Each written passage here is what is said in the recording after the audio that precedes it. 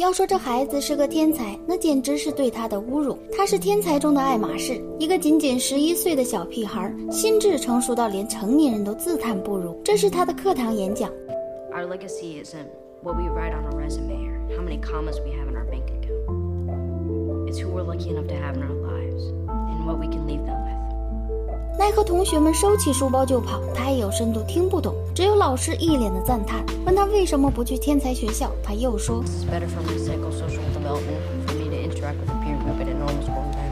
其实他早就不需要义务教育，包括什么天才学校。他留在学校的主要原因是要照顾自己的弟弟，还有邻居家的女孩小花是他的同学。除了上学，他就是在自己的小密室研究一些机械理论，搞着小发明，要么就是坐在电脑前看着财务报表，帮着妈妈赚生活费。说起赚钱，那更是小菜一碟，股票基金门门清，老妈的账户里早就被他存下了68万美刀。他叫亨利，家里大事小情他做主，老妈学姐更是活得像个孩子。亨利甚至不想让学姐去上班，在家打打游戏看看书挺好，反正咱也不缺钱。可是学姐不干，她在餐厅当服务员，那里有她的闺蜜，平时喝点小酒聊聊天，别提多开心。这天夜里亨利不舒服，吃了点药，他起身来到窗前，看到邻居小花还没有睡，他的继父在楼下喝酒，可一转眼发生的一幕却让亨利大惊失色，继父竟然对小花做了丧心病狂的事情。第二天一早，亨利明显状态不好，他心不在焉，一直想着昨晚的事。学姐送他们上学，亨利很担心，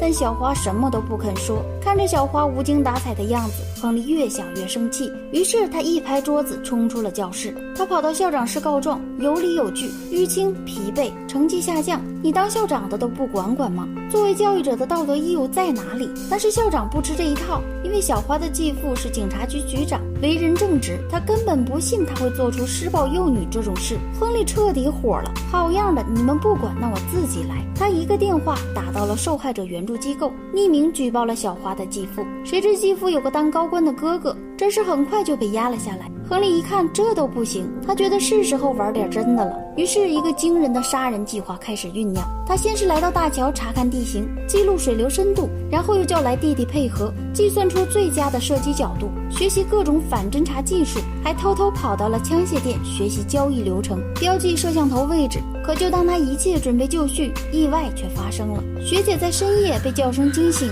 发现亨利躺在地上不断的抽搐。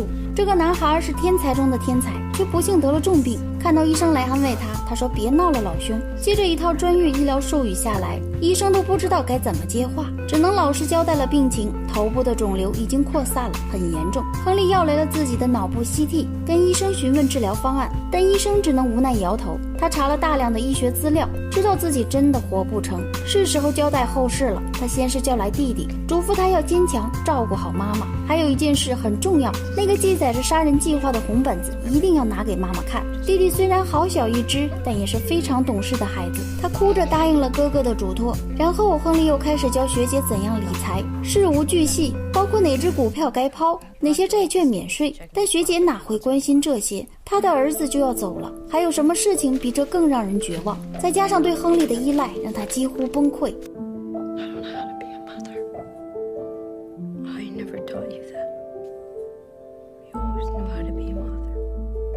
其实母子二人都是相互成全，他给他足够的母爱，他又还他对生活的依赖。不久，亨利就在学姐的怀里平静地走了。学姐和弟弟花了好长时间，始终走不出失去亨利的阴影。这天，弟弟拿出红本子给学姐看，发现亨利记载关于隔壁小花的事情。学姐看了也很生气，拿起电话就要举报，谁知看到下一页的话又停了下来。原来亨利早就预料到学姐会有的举动，举报没有用的。亨利试过了所有的方法，但学姐依旧认为一个11岁的孩子写的杀人计划确实太荒谬了，他怎么可能去杀掉一个警察局长？他还是尝试了很多方法举报，无奈隔壁继父是个手眼通天的人物，始终拿他没办法。直到一天，学姐哄完弟弟睡觉，站在窗前看见小花行尸走肉一样坐在家里。接下来他亲眼看到亨利说的事情再次发生，学姐吓得惊慌失措，她赶紧给小花继父打了电话，假装询问事情，试图拖慢小花继父的禽兽暴行，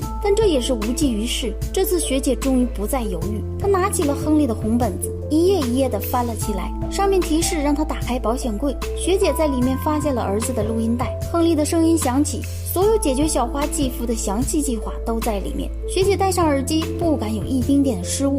她先是来到亨利提示的第一个地点，你无法想象这是一个死去孩子的录音，他的聪明程度无人能及，妈妈的每一个举动和反应他都预料的分毫不差。亨利先是让学姐去提款机取了现金，然后顺着指示来到了一个枪械店。学姐鼓起勇气 I need a Nemesis Vanquish 762 with a Litton Ranger, night vision scope, a suppressor, and 3 extra 10-round detachable mags.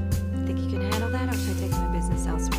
这地道的枪式黑话让学姐顺利买到了一把狙击枪。随着亨利的声音一直在教她不断的练习，子弹终于开始听话。随后他找到了小花的继父，以明天参加演出的名义骗到了他的签名。学校演出很快到来，学姐也执行了亨利的计划。她带着小花和弟弟一起来到学校，将孩子安顿好后，她戴上耳机，手表开始计时，然后就开车赶回了家中，带上了狙击枪来到亨利的密室，组装好枪，一切准备就绪。这边在家里的小花继父突然听到外面有口哨声，他拿起枪出去查看，一路跟随声音，他出现在了学姐的视线中。小花继父终于走到了最佳位置，可是学姐却不小心碰了某个机关，一串照片出现在学姐眼前，正是亨利的照片，每一张都是笑脸。是啊，儿子还是个孩子，可是以前什么事他都依赖儿子，都是儿子为他拿主意。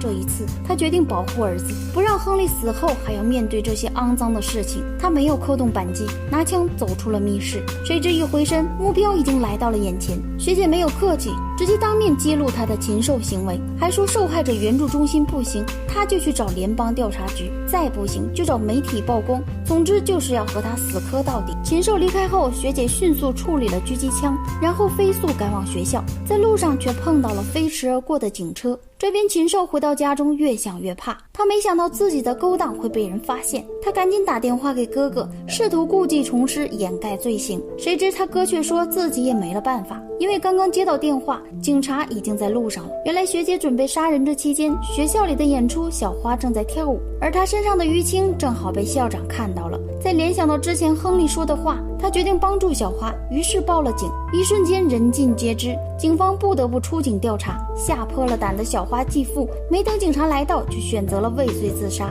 最后学姐通过骗到的签名获得了小花的抚养权，女孩也终于有了神采，脸上浮现了笑容。从此以后，全新的一家三口开始了新的生活。学姐也走出了失去儿子的阴影，重新迎接生活。这是一个关于勇气和成长的故事，最大的暴力是冷漠，但他们却有爱。